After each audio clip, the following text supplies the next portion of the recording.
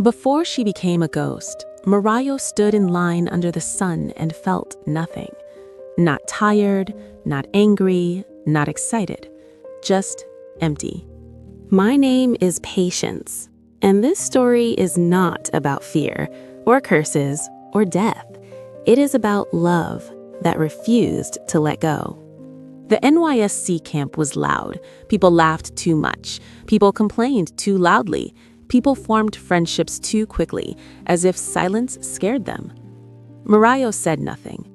Her khaki shirt clung to her back with sweat. The whistle blew again, sharp and impatient. Someone behind her laughed about how useless the training felt. Someone ahead argued with an official. Morayo listened, but she was not really there. Her mind was somewhere else.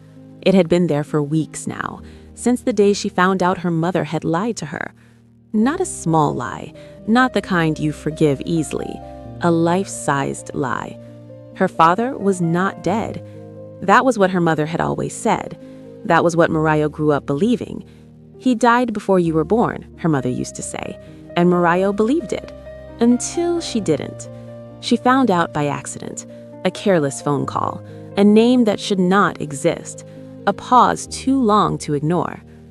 When Morayo confronted her mother, the truth came out slowly, like a wound reopening. He was alive. He had always been alive. Her mother didn't cry when she admitted it. She didn't apologize either. "I did what I had to do," she said. That sentence stayed with Morayo. Did what I had to do. Morayo wanted to scream that day. She wanted to throw something. She wanted answers. Instead, she packed her bag for NYSC camp and left. She had not spoken properly to her mother since. Now she stood in camp, surrounded by strangers who felt closer to each other than she did to the woman who gave birth to her. "Next," the official shouted. Morayo stepped forward. She handed over her papers, expression blank. The official glanced at her, stamped something, and waved her aside. She moved away from the line and stood under a tree watching people. She always did that. Watched instead of joined. That was when she noticed him. He wasn't loud. That was the first thing. In a place where everyone was trying to be seen, he was trying not to be. He stood alone too, leaning against a pole, eyes scanning the camp like he was mapping exits. His khaki was faded, not new. His boots looked like they had walked long roads before NYSC. He noticed Morayo watching. She looked away immediately. She hated being caught. A few minutes passed. Then she heard his voice. "You look like you're counting how many days you have left."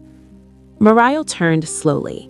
He was standing a short distance away now, hands in his pockets, face calm, not smiling, not joking, just observing. "I'm not," she said. Her voice surprised even her. It sounded sharper than she intended. He nodded, like he understood. "Fair," he said. "Most people here are counting hours." Morayo said nothing. Silence stretched between them. Usually, people rushed to fill silence. He didn't. That made her uncomfortable and curious. "Kunle," he said after a moment. "That's my name." She hesitated. She hadn't planned to give him her name. Names felt personal these days. "Morayo," she said finally. Kunle repeated it quietly, like he was testing how it felt in his mouth. "Morayo," he said again. "Nice name." She shrugged. "My mother named me." She didn't know why she said that. Kunle tilted his head slightly, studying her. "You don't sound happy about it." Morayo looked at the ground. "I'm not happy about a lot of things." That was the most honest thing she had said in weeks. Kunle didn't push. Instead, he said, "I grew up in an orphanage." She looked at him sharply.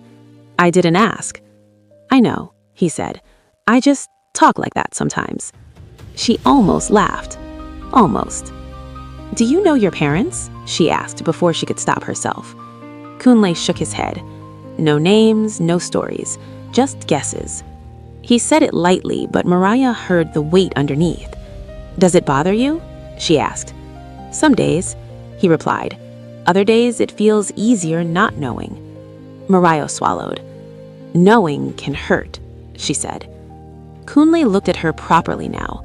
Not her uniform, not her face. Her. Yeah, he said softly. It can. The whistle blew again, calling people to the next activity. Morayo didn't move. Neither did Kunle.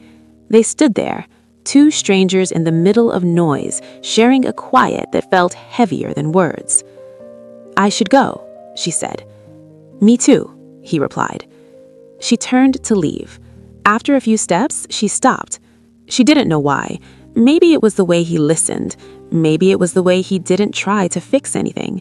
Maybe it was because for the first time in a long while, someone didn't ask her to smile. She looked back. Kunle was still standing there, watching her, like he expected this. I don't like talking to people, she said. I noticed. But, she continued, you didn't annoy me. That earned him a small smile. I'll take that as a compliment. She nodded once and walked away. Kunle watched her disappear into the crowd. Morayo walked back to her hostel block, heart heavier than before. Not because of him, but because something inside her had shifted, and she didn't know why. That night, as she lay on her bunk listening to the sounds of camp settling into uneasy sleep, Morayo realized something that scared her. For the first time since the truth about her father broke her open, she didn't feel completely alone. And she didn't know if that was a good thing. Morning came too fast. Morayo woke before the whistle, before the shouting, before the camp remembered how loud it liked to be. The hostel room was dim, filled with soft breathing and the smell of damp clothes. Girls slept on bunks, some sprawled carelessly, some curled tight like they were holding themselves together. Morayo lay on her back, staring at the ceiling. Her mind was already awake. Kunle's voice came back to her. Not the words, but the way he said them. Calm, careful, like he was holding something fragile that did not belong to him. She did not like that he stayed in her head. She rolled off the bed and washed her face. The mirror showed her the same girl she had been seeing for weeks now. Eyes tired, mouth set in a hard line, shoulders always tense. She tied her hair back and dressed without thinking. Outside, the camp was already moving. Boots scraped the ground, buckets clanged, someone laughed too loudly again. Morayo joined the flow of people heading toward the parade ground, keeping to herself. She told herself she would not look for him. She still did. Kunle was near the back, standing with a small group, but not really part of it. He wasn't talking, just listening, eyes moving, body relaxed but alert. He noticed her before she could look away. He gave a small nod. Nothing else. It shouldn't have meant anything, but it did. They marched, they stood, they listened to instructions that felt long and empty. Morayo followed orders with her body while her mind drifted. She thought of her mother. She remembered how her mother used to braid her hair when she was younger, fingers gentle, voice soft. How could those same hands hide something so big? How could love and lies sit in the same place? The whistle blew again. "Break!" someone shouted. People scattered like birds released from a cage. Morayo walked toward the water stand, filling her bottle slowly. She felt him before she saw him. "Morning," Kunle said. She nodded. "Morning." They stood side by side, drinking water. "I didn't think you'd remember me," she said. He looked at her surprised. "Why wouldn't I?" She shrugged. "People forget easily." "Not everything," he replied. They walked without planning to. Their feet moved in the same direction, toward a quieter corner near the fence where the noise softened. Kunle sat on a low block. Morayo stayed standing. "You don't like sitting," he said. "I don't like getting comfortable," she replied. He accepted that. For a while, they just watched people pass. "Why NYSC?" he asked gently.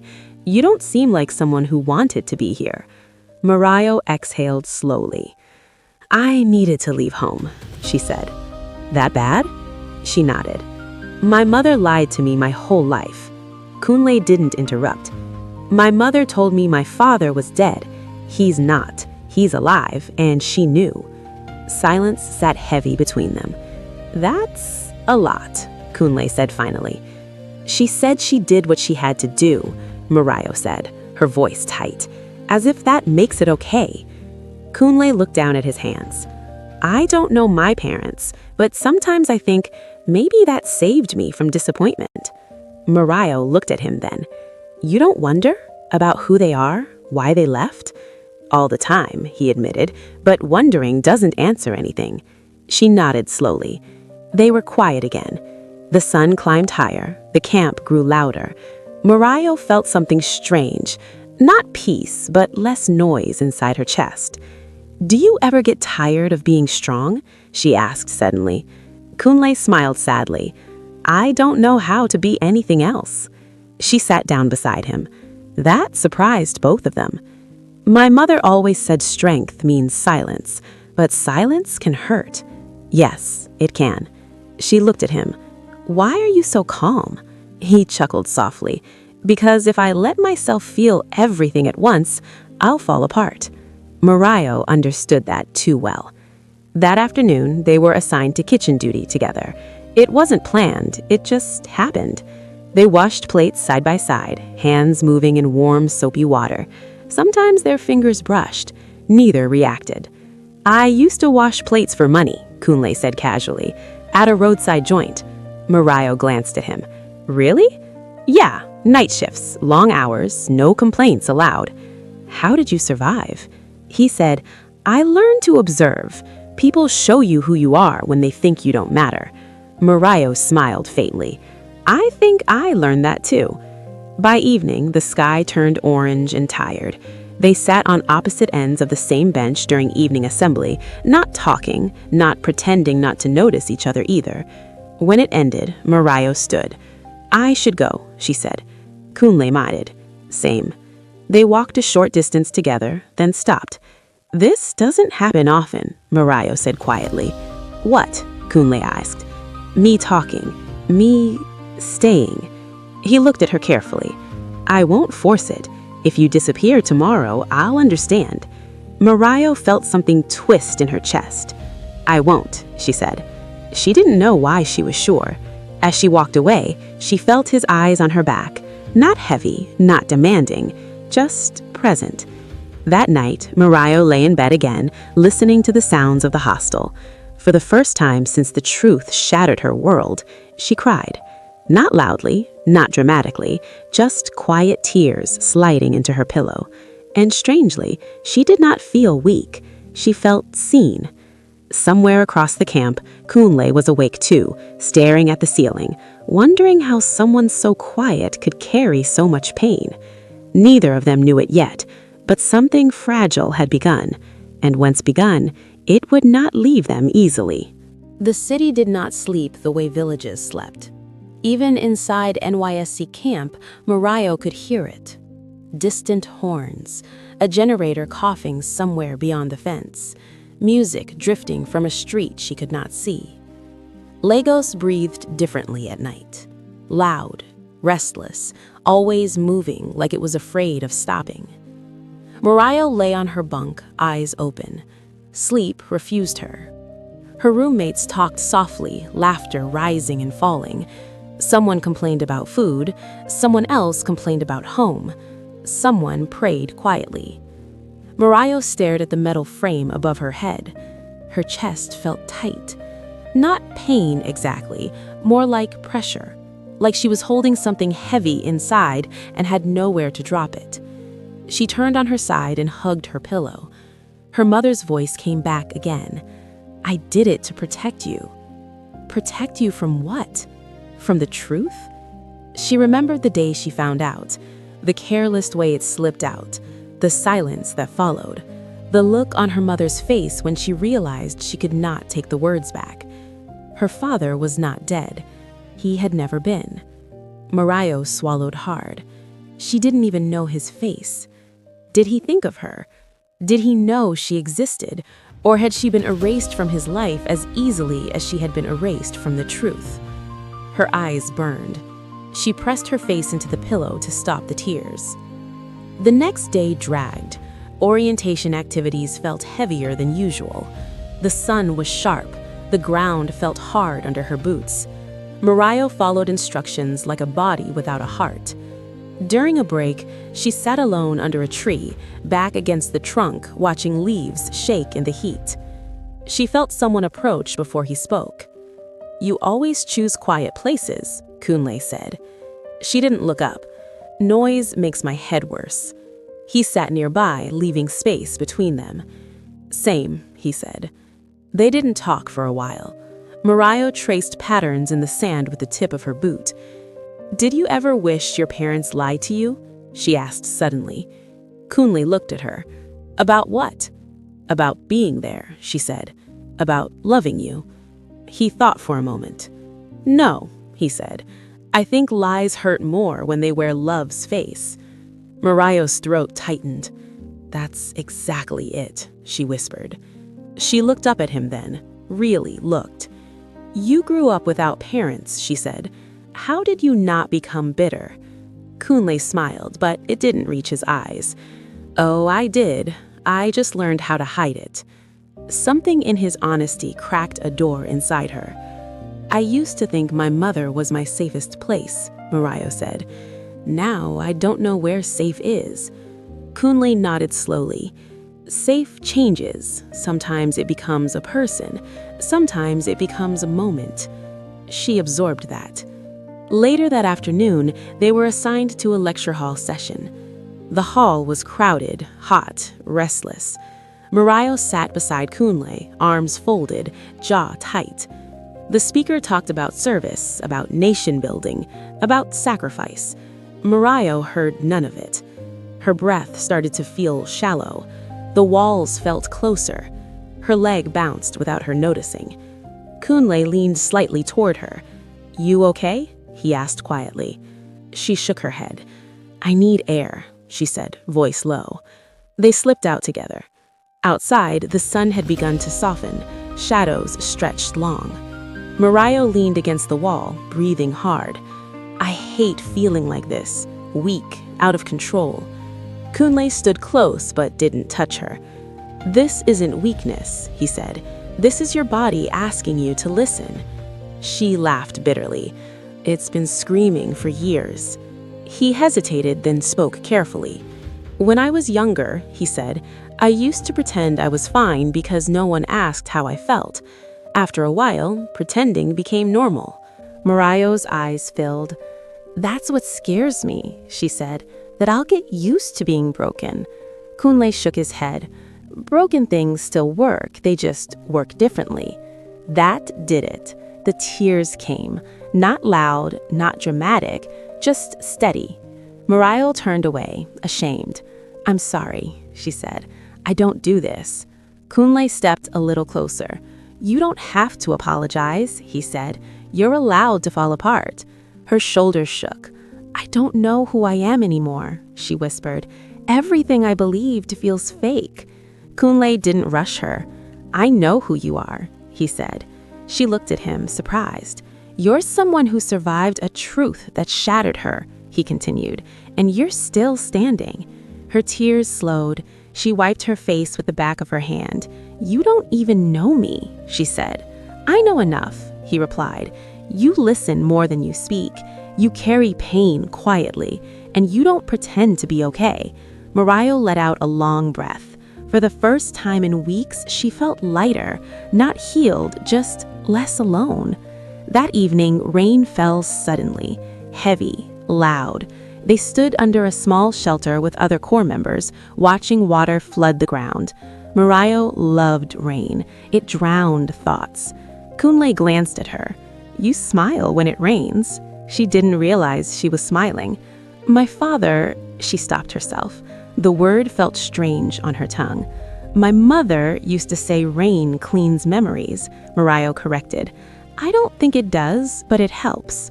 Kunle nodded. They watched the rain together. No touching, no promises, no romance. Just two people standing in shared silence.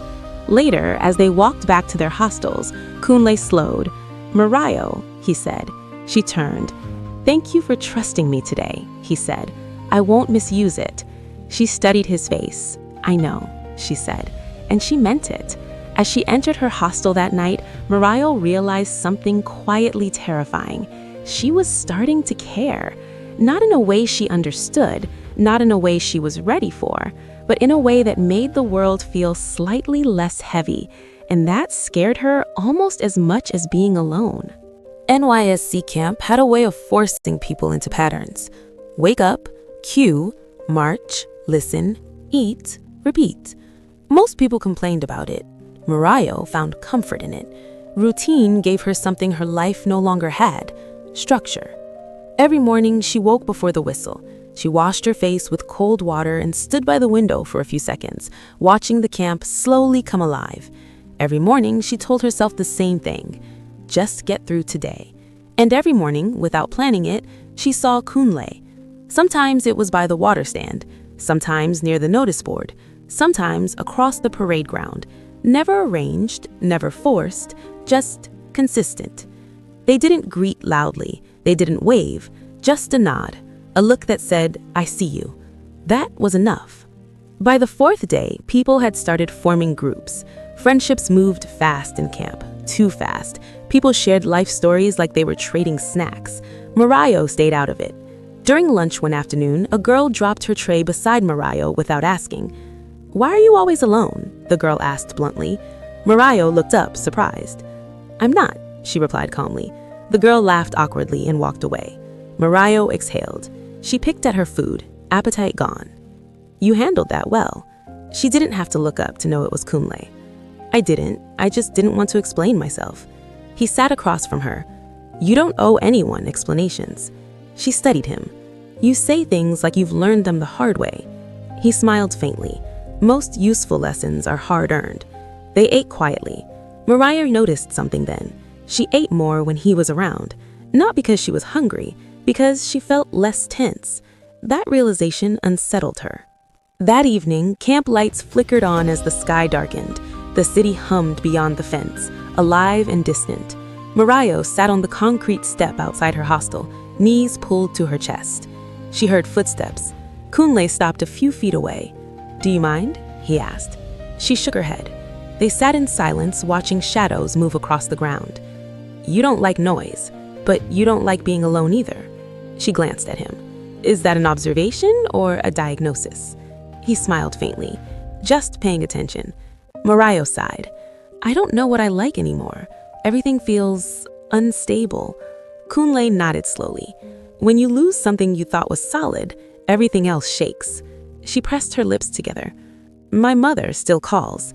I don't answer because if I hear her voice, I might forgive her too easily, and I'm not ready for that." Kunle absorbed that. "Forgiveness isn't a race. You're allowed to arrive late." That landed somewhere deep. Morayo rested her head against the wall behind her. "Do you ever think about what kind of family you'd want?" Kunle hesitated. "I think about it all the time. I don't want to repeat what I didn't have." She nodded. "I don't want to repeat what I had." They shared a look. Understanding passed between them without words. Later that night, Morayo couldn't sleep again. The room felt crowded, the air heavy. She slipped out quietly and walked toward the open field near the fence. The city lights blinked beyond, distant stars trapped on the ground. She sat on the grass, hugging her knees. She heard footsteps behind her and tensed. "It's just me," Kunle said softly. She relaxed immediately and hated that she did. He sat beside her, leaving a respectful gap. "I couldn't sleep either," he said. "Me too." Silence settled, the kind that invites truth. "Can I tell you something?" Morayo asked quietly. "You don't have to," Kunle replied. "I want to," she said. She took a breath. "I don't know who my father is, and now that I know he's alive, I don't know if I want to find him." Kunle stayed silent. "I'm scared that if I meet him, he won't want me, or worse, that he does, and I've wasted all this time hating the wrong person." Kunle's voice was steady when he spoke. "Whatever you find, it won't erase who you already are." She swallowed. "I've never said that out loud," she whispered. Kunle looked at her. "I'm honored you told me," he said. Something tightened in her chest. Morayo turned her face away quickly. "This is dangerous," she said. "What is?" Kunle asked. "This, talking like this, letting someone see me." Kunle nodded. "It is." She glanced at him again. "But you're still here," she said. "So are you," he replied. They sat there until the night grew colder. When they finally stood to leave, Morayo paused. "Kunle," she said. "Yes?" "Promise me something." "Okay." If this becomes too much, say it. Don't disappear. Kunle met her gaze. I won't. You don't deserve silence. She nodded once and walked away. Back in her bunk, Morayo stared into the darkness.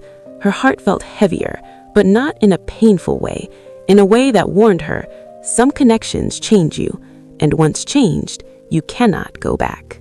People in NYSC camp noticed things quickly. Who walked with who always sat near who laughed a little softer when a certain person was around.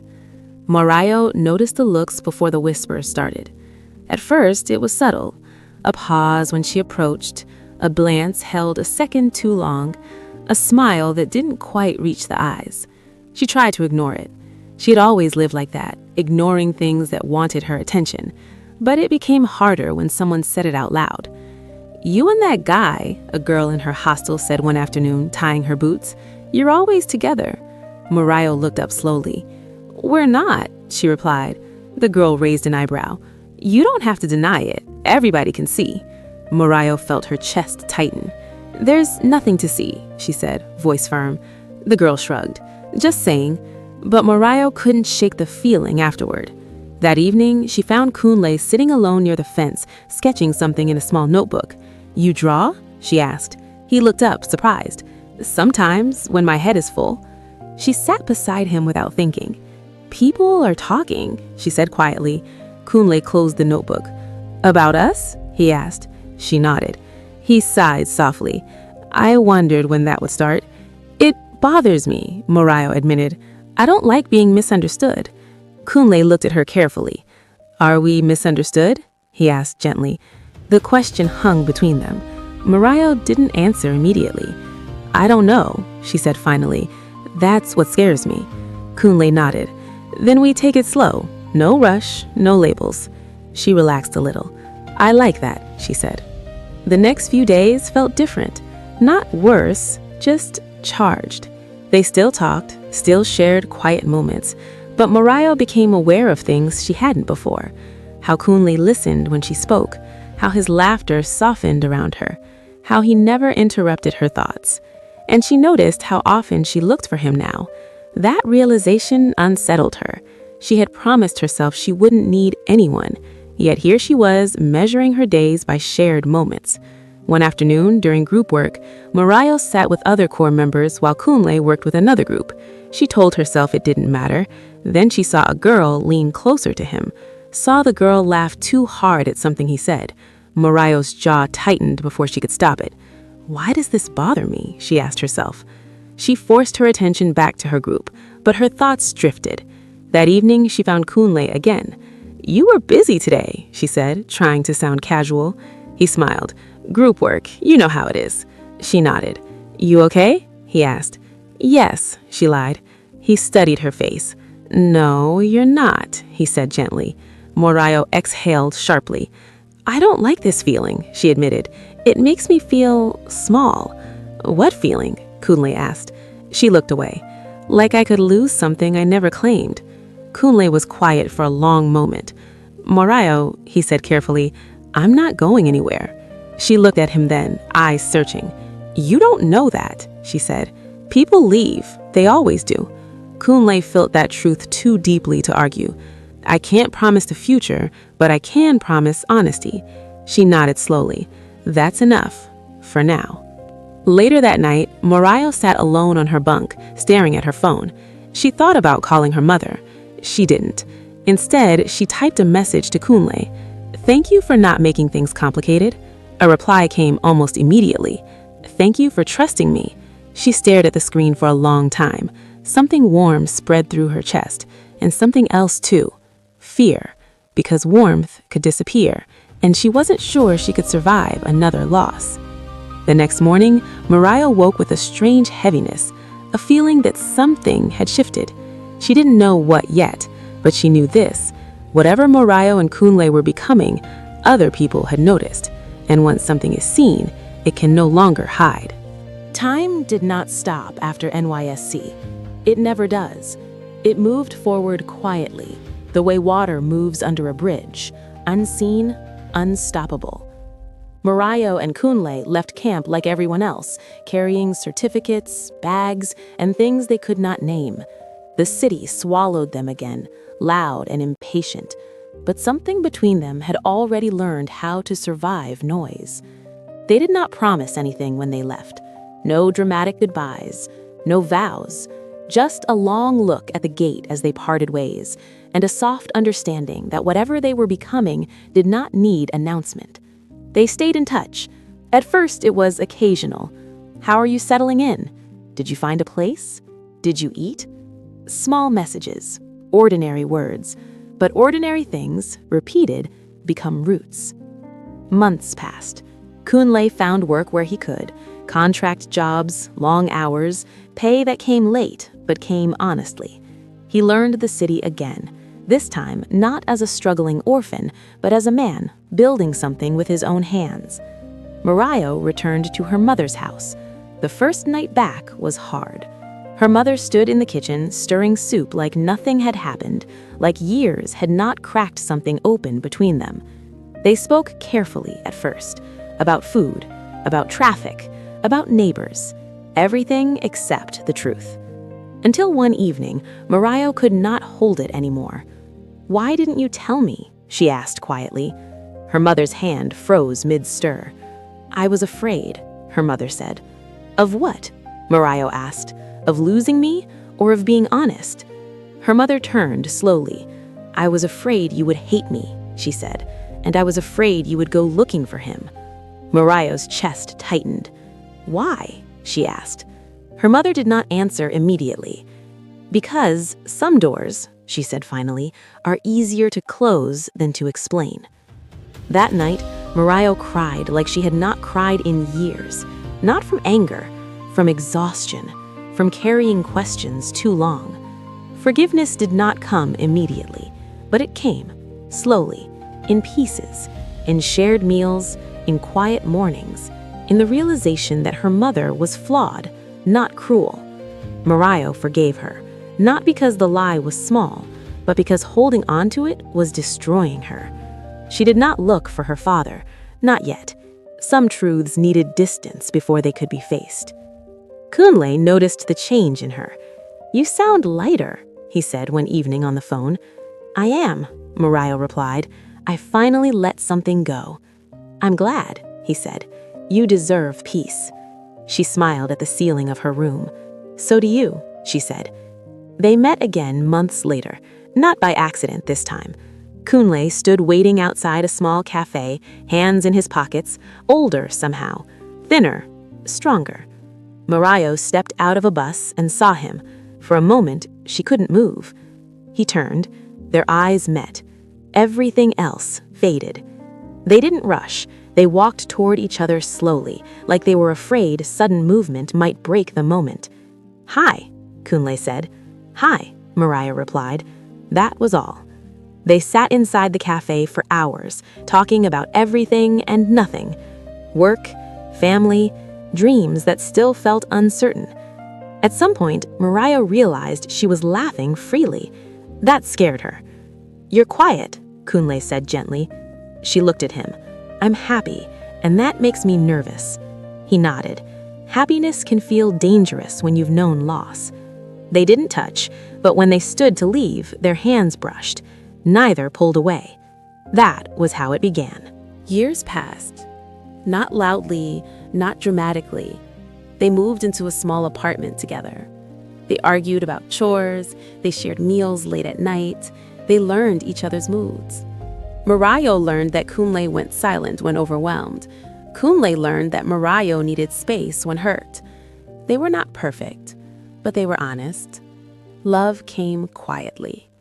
Not fireworks, not grand declarations, just presence, consistency, choosing each other again and again. They married without excess, a simple ceremony, family, friends. When it came time for vows, Morayo hesitated. She didn't like the usual words, "till death do us part." Death felt final, too absolute. Kunle noticed her pause. "Say what you feel," he whispered. She did. "May death not do us part," she said. Some people laughed nervously, some people shifted uncomfortably. Kunle didn't hesitate. "May death not do us part," he repeated. They smiled at each other. They did not know what those words would mean. They were just in love. 7 years passed. 7 ordinary years. Morning routines, shared worries, quiet joy. Morayo grew softer. Kunle grew steadier. They talked about children sometimes. They talked about the past less. Life felt settled. Then Morayo fell ill. At first, it was small. Fatigue, headaches. She brushed it off. "I'm just tired," she said. But tiredness stayed. Doctors came, tests followed. Kunle sat beside her in hospital rooms, holding her hand, pretending not to be afraid. When the truth came, it came gently. Too gently. Morayo did not scream. She did not cry. She just held Kunle's hand tighter. "I'm not ready," she said. He nodded. "Neither am I," he replied. They promised nothing. They just loved harder. Morayo died quietly. No drama, no last words spoken aloud, just Kunle holding her hand as her breathing slowed. The room felt too still afterward, too empty. Kunle did not cry immediately. He stayed, held her, as if warmth might return. When Morayo was buried, the world moved on. Kunle did not. Nights became unbearable. Silence grew teeth. He talked to her sometimes, not because he expected answers, because stopping felt worse. And one night, she answered. Grief does not arrive loudly. It comes like dust. It settles on everything. Kunle learned this in the weeks after Morayo was buried. People came. They sat in his living room. They brought food. They spoke in careful voices. "You're strong. She lived a good life. Time will heal." Kunle nodded. He thanked them. He waited for them to leave, because grief did not need witnesses. At night, the house felt wrong. Not empty, wrong. Morayo's things were still where she left them, her slippers near the bathroom, her scarf on the back of the chair, her toothbrush beside his. Kunle tried to pack them away. He couldn't. The first night he slept alone, he woke up calling her name. The sound scared him. It came from somewhere deep, like a wound opening. He sat up in bed, sweating, heart racing. "Morayo," he whispered again. Silence answered. He lay back down. He told himself it would get easier. It didn't. Days passed, then weeks. Kunle went to work. He came home. He ate little. He stopped answering calls. At night, he talked to her, not out loud at first, just in his head. "You would laugh at this place. You would complain about the heat. You would tell me to sleep." One night, he spoke, out loud. "I miss you," he said into the room. The words hung there. Then, "Kunle." His body froze. The voice was soft, familiar, too familiar. He sat up slowly. "Morayo?" he whispered. The room was dim. The curtains barely moved. Nothing stood where she should have been. Kunle laughed nervously. "Get yourself together," he muttered. "Grief does this," he told himself. He lay back down, but sleep did not come. The second time happened differently. It was morning. Kunle stood in the kitchen, staring at nothing, holding a cup he had forgotten to drink from. "Kunle." He dropped the cup. It shattered. He turned. Morayo stood near the doorway, not glowing, not floating, standing, wearing the dress she used to wear at home, her hair the same way she always tied it when she was tired. Kunle staggered backward. "No," he said. "No, no."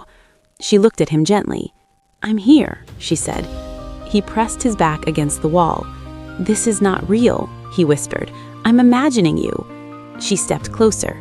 "I know," she said. Her voice did not echo.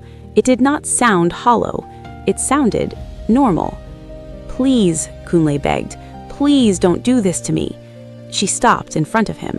"I never wanted to hurt you," she said.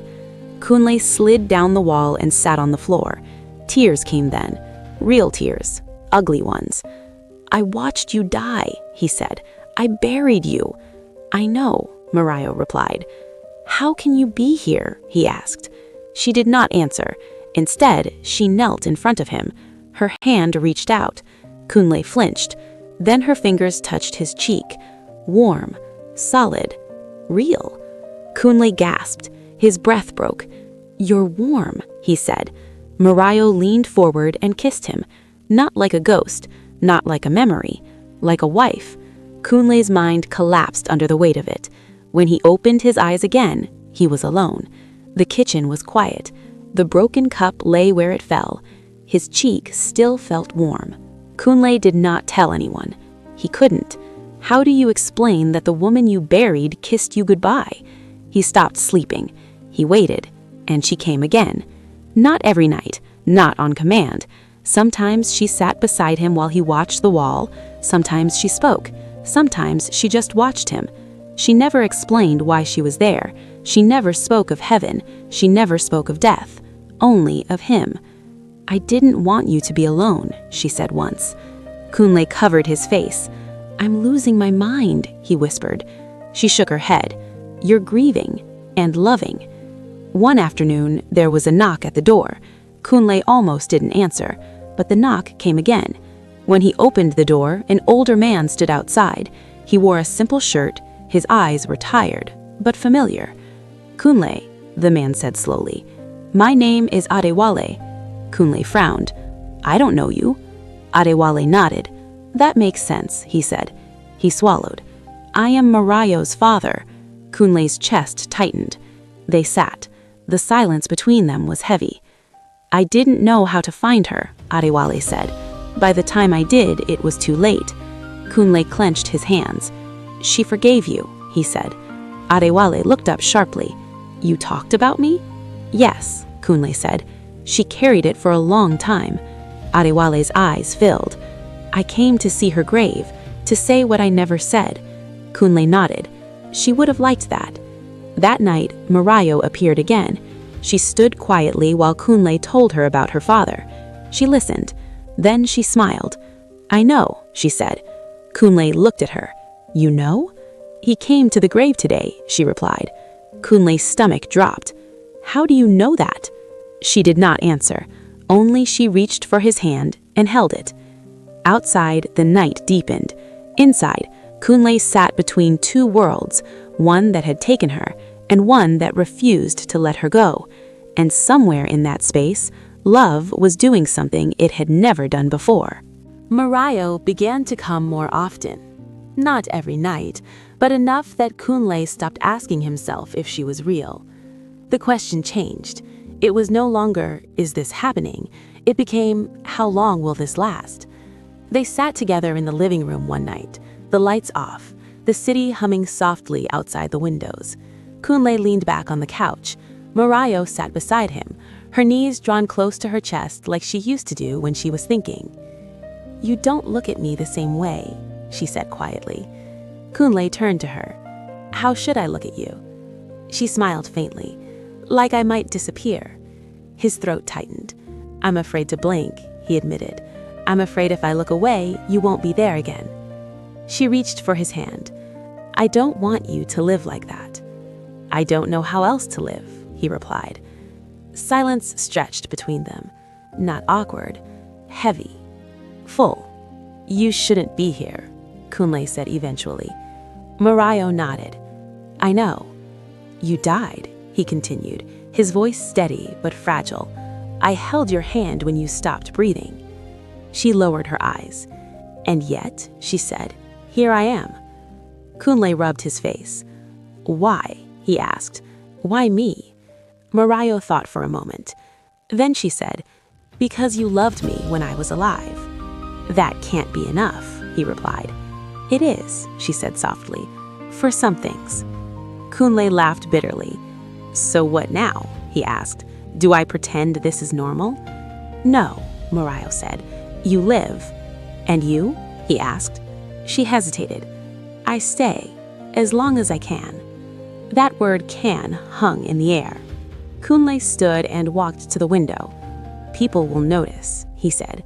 "I talk to you, I smile at nothing, I leave space beside me. Morayo joined him. They already notice, she said. He turned. What do you mean? You don't answer calls anymore. You don't eat. You stare at the door like you're waiting for someone. He exhaled slowly. Because I am. Morayo placed her palm on the glass. I never wanted to trap. You're not trapping me, Kunle replied quickly. I want you. Her eyes filled. That's the problem, she whispered. They talked for hours about NYSC camp, about how she hated mornings, about how Kunle used to pretend he wasn't afraid of failure. They laughed. They cried. At one point, Kunle rested his head on her shoulder. It felt real, too real. You still smell like soap, he said quietly. She smiled. You always noticed small things. He swallowed. Do you feel pain? He asked suddenly. Morayo stiffened. Sometimes, she said. Where? He asked. In places I don't have anymore, she replied. Kunle closed his eyes. I don't like this, he said. I don't like not being able to protect you. She cupped his face. You protected me enough. You loved me well. Later that night, Kunle asked the question he had been avoiding. What happens if someone sees you? Morayo didn't answer immediately. Has anyone? He pressed. No, she said. But? He asked. But I don't know what would happen. Kunle laughed quietly. That makes two of us. She took his hands. There are limits, she said. Limits to what? He asked. To how long I can stay, to how much I can touch this world. His fingers tightened around hers.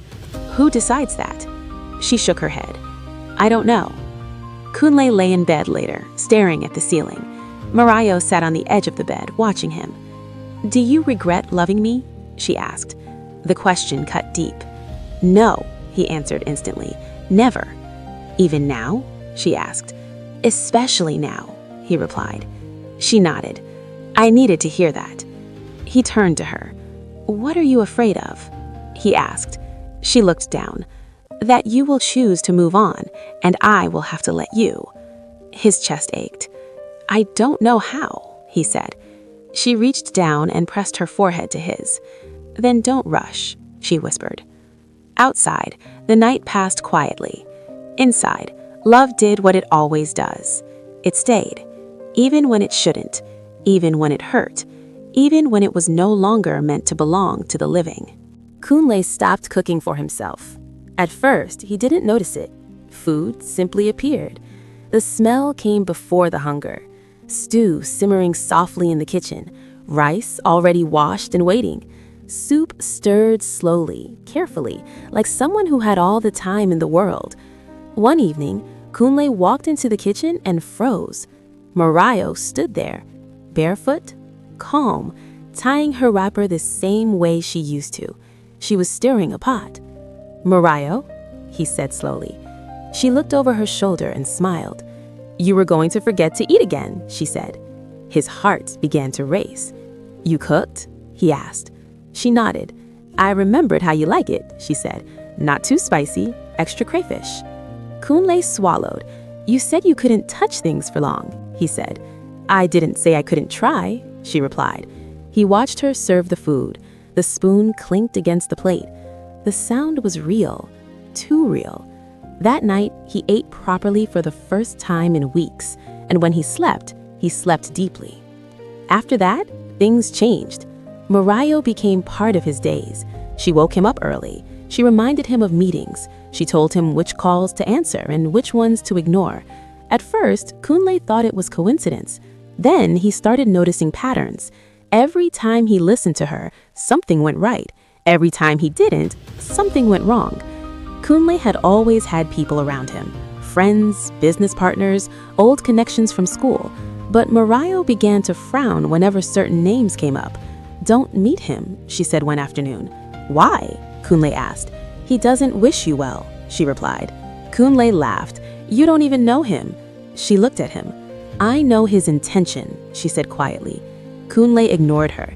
That meeting ended badly. Money disappeared. Promises broke. Trust was lost.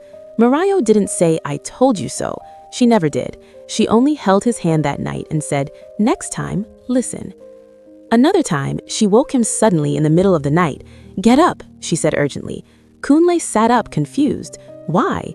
"Don't ask questions," she said. "Just move." They left the house quietly and stayed with a distant cousin till morning. The next day, Kunle heard what happened.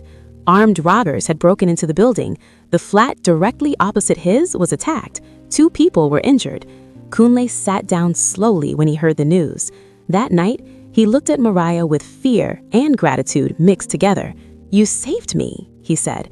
She looked away. "I didn't want to lose you," she replied. Money came. Not suddenly, steadily. Ideas came to Kunle easily now. Investments worked, deals closed smoothly, opportunities found him without effort. People began to call him lucky. Kunle knew better. At night, Morayo would sit beside him and talk through plans. "Not that one," she'd say. "Wait for this one. Trust this person. Walk away from that deal." He listened, and he grew. But with growth came whispers. People started to notice things about Kunle. "He's changed," someone said. "He doesn't joke anymore. He talks to himself. He doesn't bring women around." Kunle stopped attending some gatherings, stopped answering certain calls. Morayo didn't like crowds. She didn't like strangers. She didn't like anyone who came too close. One night, Kunle asked the question again. "Is this wrong?" he asked. Morayo was quiet. "Are you unhappy?" she asked instead. "No," he said immediately. "I'm safer. I'm better. I'm alive." She nodded. "Then don't ask questions that have no answers," she said. Kunle wanted to argue, but he didn't. The house began to feel different, calmer, quieter, heavier. The mirrors sometimes fogged up for no reason. The air sometimes felt thick, like before rain. Kunle didn't mention it. He didn't want to scare her away. One evening, as Morayo served him food again, Kunle looked at her closely. "You're doing too much," he said softly. She smiled. "I'm just being your wife," she replied. He felt a strange chill. "You already were," he said. She paused. "Was," she repeated. The word lingered between them. Later that night, Kunle woke suddenly. Morayo was standing at the foot of the bed. She wasn't smiling. "Some people are planning something," she said. "Who?" Kunle asked, his heart pounding. "People who think your success came too fast. People who think you should be taken out of the way." Kunle sat up now fully. "Taken out? How?" he asked. Morayo didn't answer. She only said, "I won't let them." Something in her voice frightened him, not because it was angry, but because it was certain. For the first time since she returned, Kunle wondered something he had avoided. Not what Morayo was doing for him, but what she might do to keep him, and whether love could still be called love when it began to feel like protection with teeth. 2 years passed. Not quickly, not gently. They passed the way time passes when someone is pretending to live. Kunle grew older. His business grew larger. His name carried weight now. But inside the house, nothing moved forward. Morayo was still there. She still cooked, still advised, still watched. People around Kunle believed he had healed. They were wrong. It happened by accident. Kunle stopped at a roadside bookshop one evening after work. He wasn't looking for anything special. He only wanted to avoid traffic. That was where he met Aisha. She reached for the same book he did. Their hands touched. She laughed softly and apologized. "I didn't see you," she said. Kunle smiled without thinking. "That makes 2 of us," he replied. They talked. Not deeply, not emotionally, just small talk, but it felt light. When she smiled, Kunle noticed something strange. There was no pain attached to it, no memory, no ghost, just a woman standing in front of him. They met again, then again. Coffee, short walks, simple conversations. Aisha didn't push. She didn't ask about his past. She didn't demand anything. She liked him quietly, and that scared Kunle more than obsession ever did. Morayo noticed immediately. "You were out late," she said one night. "Yes," Kunle replied. "With who?" "A friend." Morayo didn't answer. She only looked at him. And for the first time since her return, her eyes were not soft. The air in the house changed. Food tasted bland. Silence became sharp. When Kunle mentioned Aisha's name casually one evening, the lights flickered. "Say it again," Morayo said calmly. "Aisha, she's just someone I—" The window slammed shut. Kunle jumped. Morayo was standing now. "I am still here," she said. "I know," Kunle replied carefully, "but you're gone." Her face hardened. "Gone?" she repeated. "Yes," he said. "You died." The word fell between them like broken glass.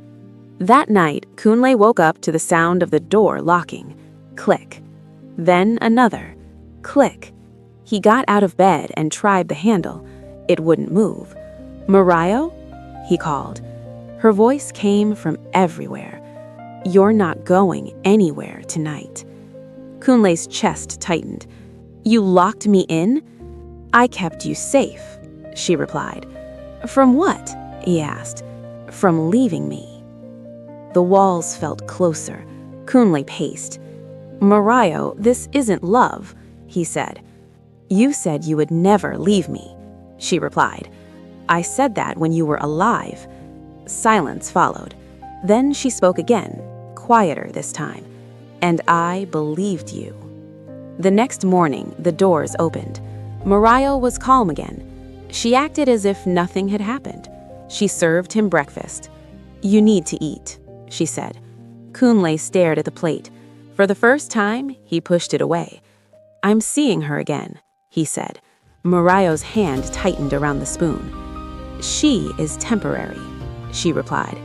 "I am not." Aisha noticed the change in Kunle too. "You disappear sometimes," she said gently during one of their meetings. Kunle hesitated. "I'm dealing with something." "Are you married?" he said quickly, then paused. "I was." She nodded. "I don't want to replace anyone.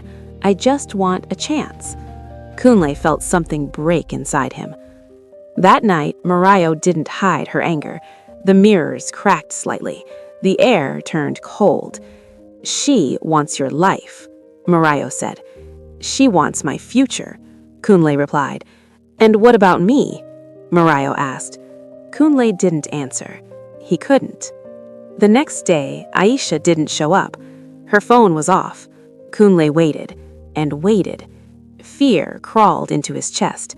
When he rushed home, Morayo was sitting calmly. "You don't have to look for her anymore," she said.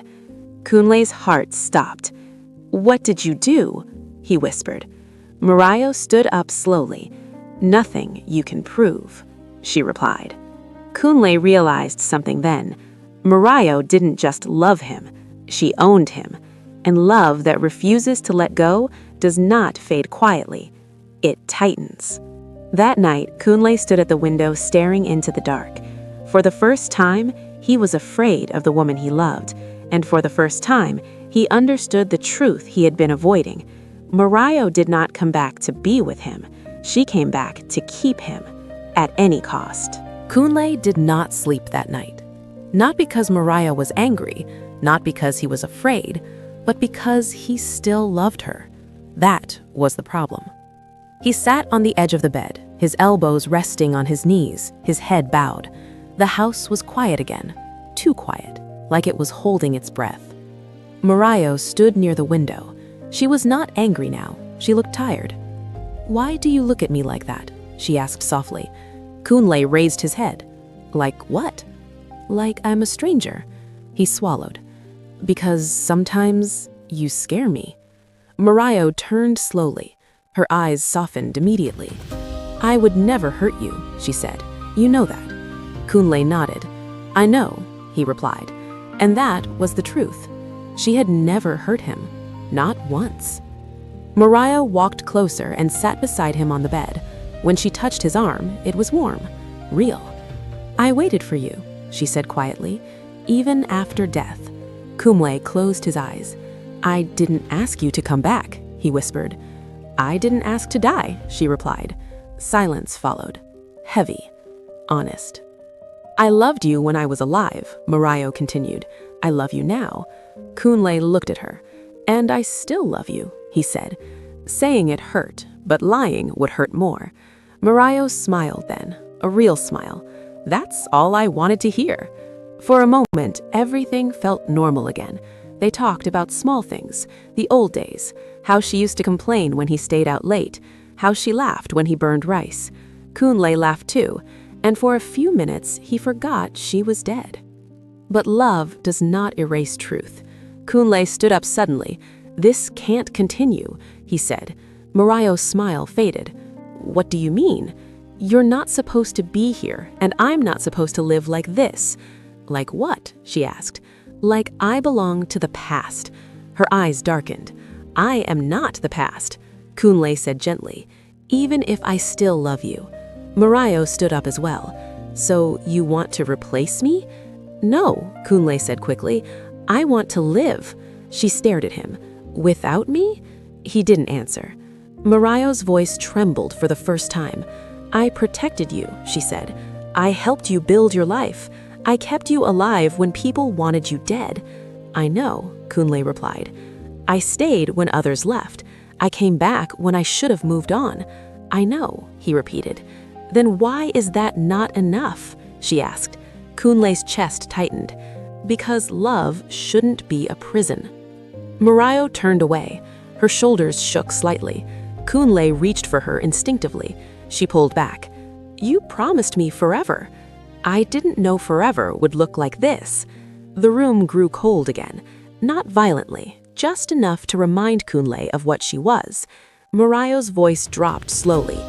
If you choose another woman, she said, I won't disappear. Kunle felt fear rise. What will you do? She turned to him. I will stay. Closer. Kunle took a step back. You don't want to hurt me, he said. I don't, Morayo replied. But love can do things you never planned. That night, Morayo lay beside him. They did not touch. They did not speak. Kunle stared at the ceiling, tears sliding into his ears. He loved her. He always would. But loving her meant losing everything else. In the darkness, Morayo whispered, I'm still your wife. Kunle whispered back, I know. And that knowledge felt heavier than grief. Kunle did not tell anyone at first. Not his friends, not his business partners, not even the woman who was slowly trying to enter his life again. Because how do you explain that the person you loved most never really left? He started avoiding mirrors, not because Morayo appeared in them, she didn't, but because when he looked at his own face, he saw a man split in two, one half living, one half trapped. Kunle began to notice the rules. Morayo did not follow him everywhere. She never crossed the gate. She never stepped outside when the sun was high, and she never spoke when someone else was in the room. It was as if something invisible held her back. Kunle watched these things quietly, carefully. One evening, he sat alone in the living room, pretending to read. Morayo stood near the door, watching him. You've been thinking, she said. Kunle nodded. I want to understand, he replied. Understand what? You. Morayo smiled softly. There is nothing to understand, she said. I love you. Kunle closed the book. That's not what I mean. He stood up slowly. When you came back, he said, did you choose to? Morayo hesitated. I woke up, she replied, and I was here. Did anyone send you? He asked. No. Did you hear a voice? No. Do you remember dying? Kunle asked quietly. Morayo looked away. I remember pain, she said, and then silence. Kunle felt something twist in his chest. That night, he did not sleep. He sat on the floor, his back against the bed, his knees pulled to his chest. Morayo lay beside him, watching. You're afraid, she said. I'm tired, he replied. Of me? Of living between two worlds. The next day, Kunle did something he had never planned to do. He visited an old man. Not a pastor, not a healer, just an old man who knew stories. The man lived in a quiet part of the city where noise did not travel far. His house smelled of dust and books. "You look like someone who hasn't rested in years," the man said after studying Kunle's face. Kunle sat down slowly. "I lost my wife," he said. "I'm sorry," the man replied. "She came back," Kunle added. The old man did not laugh. He did not look surprised. He only nodded. "Does she harm you?" the man asked. "No." "Does she hate you?" "No." "Does she refuse to let you go?" Kunle hesitated. "Yes." The man sighed. "That is the dangerous part," he said. Kunle leaned forward. "What is she?" he asked. The old man chose his words carefully. "She is not evil," he said, "but she is not meant to stay." "Then why is she here?" "Because something unfinished tied her," the man replied. Kunle's heart raced. "What thing?" The old man looked at him. "Love," he said. Kunle's hands trembled. "So love did this?" "Love kept her," the man replied. "But love will also destroy both of you if it refuses to release." Kunle swallowed hard. "What should I do?" The old man shook his head slowly. "I can't remove her," he said, "and I wouldn't try." "Why?" "Because she is still your wife, and wives are not enemies." Kunle stood up to leave. At the door, he turned back. "Can she move on?" he asked. The old man's voice was low. "Only if you let her." That night, Morayo waited for him. "You went somewhere," she said. "Yes," Kunle replied. "To who?" "To someone who knows about people who don't leave." Morayo's eyes darkened slightly. "And what did he say?" Kunle took a deep breath. "He said love can keep a soul trapped." Morayo smiled faintly. "Then he understands us." Kunle stepped closer. "He said I have to let you go." Morayo's smile disappeared. "Do you want to?" she asked. Kunle opened his mouth, then closed it. They stood facing each other. Love was still real, so was the danger. Kunle reached for her hand. She held it, warm, familiar. "I don't want to lose you," he said. "And I don't want to lose myself." Morayo's eyes filled with something like sadness. That may not be possible.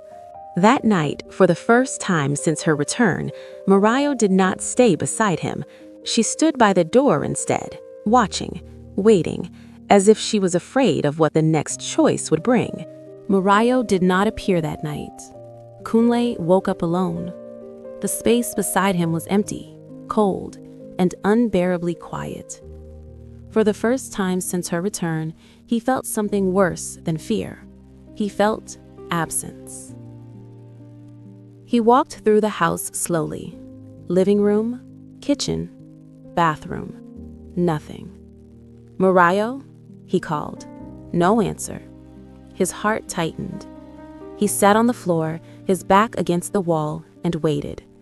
He didn't know what he was waiting for. An apology? An argument? A sign? Anything.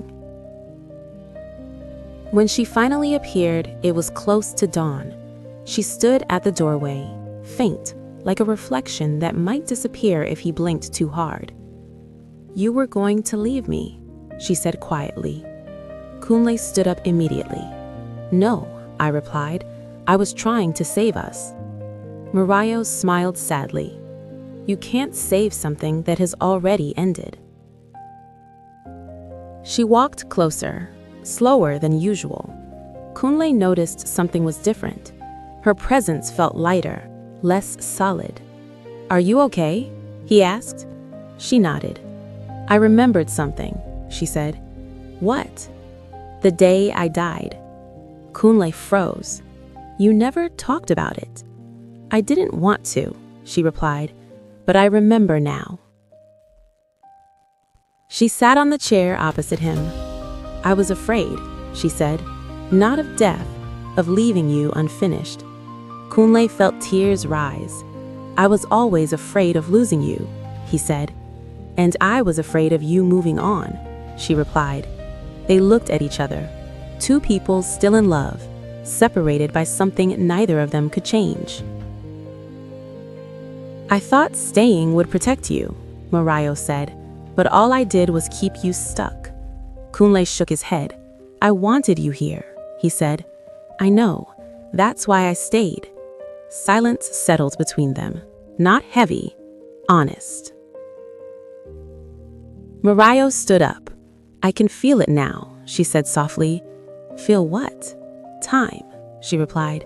It's calling me. Kunle's chest tightened painfully. No, he whispered. She stepped closer and touched his face. Her hand was warm, but fading. You loved me well. That is enough. Kunle's tears fell freely now. I don't know how to live without you, he said. Morayo smiled. You already know, she replied. You just forgot. She leaned forward and kissed him, not like a ghost, like a wife, like the woman he married. When she pulled away, her eyes were shining. She said, promise me something. Anything. Don't turn my love into a prison, she whispered. Let it be a blessing. Kunle nodded. I promise. Morayo stepped back. Her form began to fade gently, like mist under morning light. I will always love you, she said. And I will always love you, Kunle replied. She smiled one last time. Then she was gone. The house felt empty, but not broken. Kunle stood there for a long time, holding the silence. It did not feel like loneliness. It felt like peace. Weeks passed. Kunle began sleeping again. He opened windows. He let light in. Morayo did not return, and that's how he knew she was finally free. One evening, Kunle stood at her grave. He placed flowers gently. I'm still here, he said, and because of you, I know how to love.